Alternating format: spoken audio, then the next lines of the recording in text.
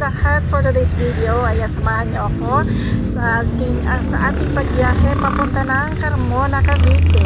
Ngayon nga ay nasa biyahe tayo kasama ko ang pamilya ko, ang anak ko, at syempre yung aking asawa dahil bibisitahin namin ngayon yung aming pabahay doon sa may bandang Carmona. Ayan, dadalawin natin yung ating bahay nga doon para ma-check kung ano pa yung kailangan doon, kung malinis na ba siya o madamo o kaya, at saka titingnan din nila yung ano doon kasi balak na nilang magpalagay na ng bakod, balak na nilang ipaayos yung bahay para malipatan na rin syempre. Kaya tara, samahan nyo ako at tayo mamamasyal.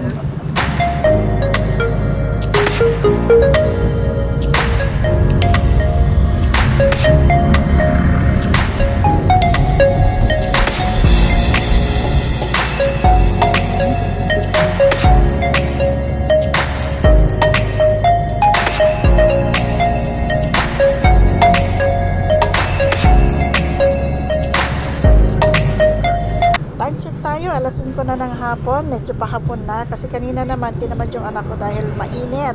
So ngayon medyo malamig na yung panahon kaya masarap pumiyahe ngayon. Maaga pa naman, saglit lang naman ng biyahe mula sa San Pedro hanggang doon sa amin sa bahay sa may Carmona. Ayan, ilang minuto na lang at makakarating na rin tayo doon sa subdivision. Ayan, ang mga kalsada na madadaanan mo dito. Ang kagandahan kasi dito sa may Carmona papunta doon sa nakuha nga namin bahay ay napakalapad, napakalawak ng kalsada. Ayan, kaya hindi siya masyadong matraffic as in.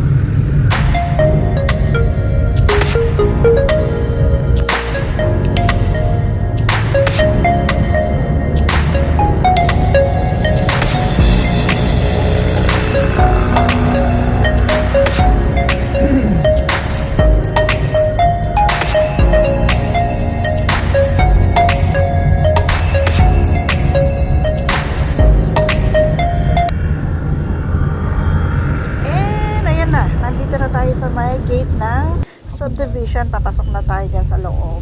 Ayan, may mga ano na rin pala dito, may mga paradahan na ng tricycle, hindi na mahirap ang pumasok, hindi na mahirap ang lumabas kasi dati wala. Pag wala ka sasakyan, medyo malayo-layo yung lalakarin mo pag yung nakuha mong bahay ay nasa pinaka loob-looban. Ngayon hindi na mahirap kasi nga may mga tricycle na dito. Natin may toda na rin dito. Kaya tara, puntahan na natin yung aming bahay dito habang maliwanag pa, medyo dumidilim na kasi pero makikita pa naman natin. So let's go. Ayan, papasok na tayo doon sa may gate. Although andito yung guardhouse pala, hindi siya gate, guardhouse. Pasok na tayo sa may loob. Yung may malapit sa Buko Pay, Verdana ba yan? Bakit? Di ba pag doon sa bahay na yun may ano yung pag mismo yung tapat o Block 9 yung dami ng bahay no? Ito tapat nga ng bahay mismo Block 9 ito di ako lang pwede kang umakyat dyan pa-deliver nga ako ng paabot nga ng doon tayo mahal ay Block 9 ay doon pala lot 4 6. Oh, meron na tong si Sundalo. Dito tayo. Ayan ano na nga eh. Ang tanong, tama ba yung ano niya? At nandito na nga tayo, nakarating na tayo. Yan, at least maliwanag pa, makikita pa natin. At yun na nga, makikita nyo dyan, medyo malinis talaga na linisan. Natanggal yung mga matataas na damo-damo. Ayan ang palibot dyan. So tara. Ito yung tinatambayan ko dati may tindahan na sila. Pabili.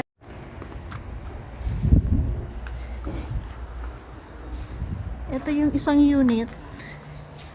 Ayan. Ayan, tingnan natin yung loob. Ay!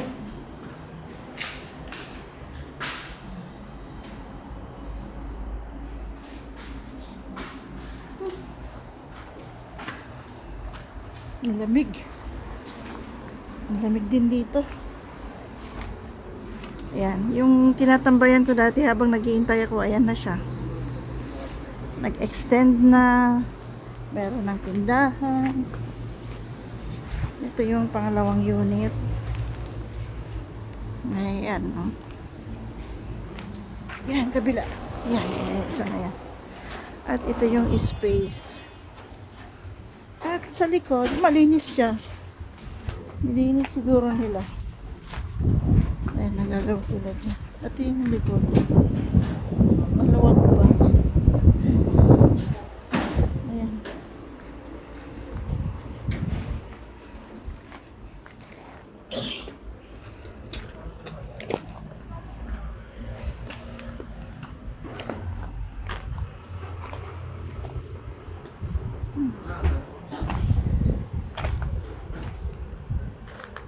Pag nag-extend ka dito, maluwag to. Hanggang dyan.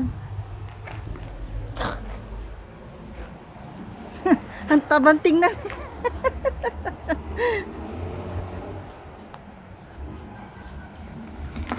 Aray ko. Oh, lumipat na kayo. Yan, good evening. Time check tayo, 6:30 ng gabi. At tingnan nyo naman kung nasan ako ngayon. Dinalaw namin yung bahay namin dito sa may Carmona, Cavite. Malapit lang ito sa amin. Kanina, siguro mga 1 hour lang kami. Kasi wala naman masyadong traffic mula doon sa bahay namin. So, ito na siya. Malinis siya ngayon kasi mukhang nilinisan ng mga ano dito.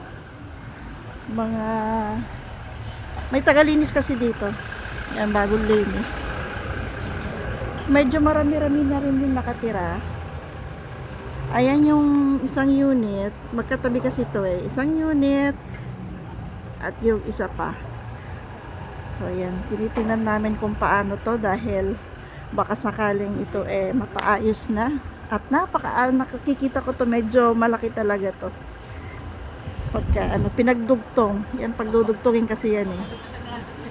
Para malaki-laki siya at saka namin patataasan. Kaya ayan, meron na kaming matatawag na sariling amin. Ayan. Dahil malaking pamilya kami, kailangan talaga medyo malaki-laki yung lilipatan. So ayan, medyo madilim na. Andun yung mga anak ko may kausap. Marami na rin nakatira. Ito yung tinatambayan ko dati, habang nag-iintay ako kay Mr. dati. Ayan na siya. Corner lot, malaki din siya. At meron pa din namang wala pang nakatira. At alam niyo bang dito sa sa may harapan namin, ayan ang McDo. Ayun di ba? Unti-unti nang nade-develop yung mga dito. Dito sa labas ng namin. Dito sa labas ng subdivision. Ayan, hindi ka na mahirapan pagka nagugutom ka. Ayan, anytime. Ayan na, napakalapit. Kung pwede nga lang, lagyan mo ng hagdan dyan sa may bakod. Tapos order ka na lang. Pero syempre hindi natin gagawin yun. Iikot na lang tayo doon sa labas ng gate. Ayan, marami pa rin nagpapagawa doon. Kahit gabi na, ayan, nagagawa pa rin sila. Ayan. Ayan. Ngayon, kitang-kita na talaga kung gaano siya kalaki. At sa mga susunod na vlog natin, tingnan natin kung ano magiging development nitong bahay namin dito. Ayan, dito naman sa kabilang street. Napakasarap mag-jogging dito. Mukhang dito tayo, kung sakaling dito tayo mapapatira talaga, napakasarap mag-jogging. Baka dito tayo mangayayat nito. Ayan. Ayan. Mas marami na yung mga nakatira dito sa kabilang street na to. Ayan.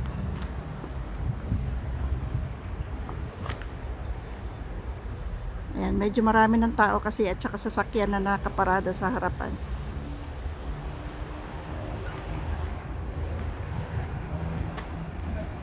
Ayan ang McDo sa kabilang kabilang pader lang.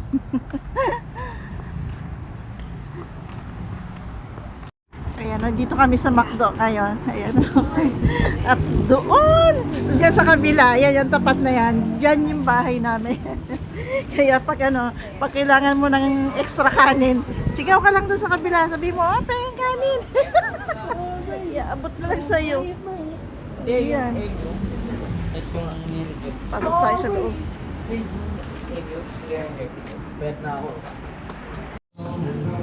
Pagkatapos namin tingnan yung bahay, syempre nagutom ang lahat. Kaya daan tayo ng McDo para kumain bago tayo umuwi sa bahay. Ano sabi ni Vice ganda kay Ann Curtis? Ganda. Ganda? Ay, maganda ba? Si Dad. Nasabi rin yan. Parang ako magkatayo. Wala pa mag... Ay, wala. Kala ka babayaran dito.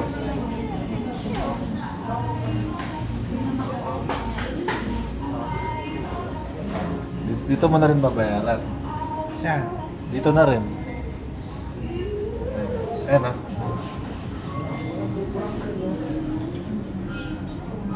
Wala. Doon pa Bayad rin, na. doon pa rin tayo sa manual pag ako dyan. Bayad. Ganyan nakatamad ngayon ang ano. Ah. Tingnan, itong McDo dito, bago lang to.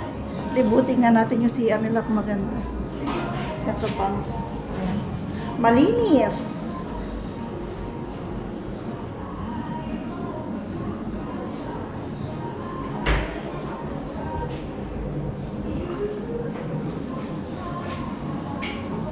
Dito tayo.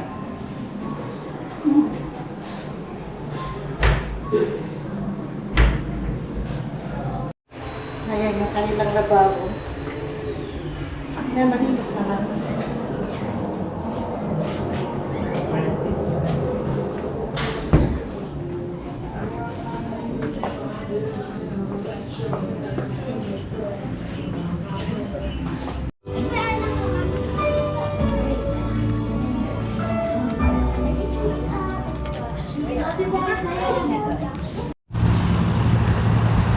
Ayan ang kalsada dito.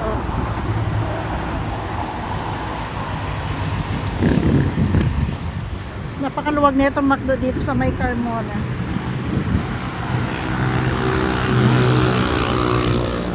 Carmona City. At tapos na kaming kumain at uuwi na kami.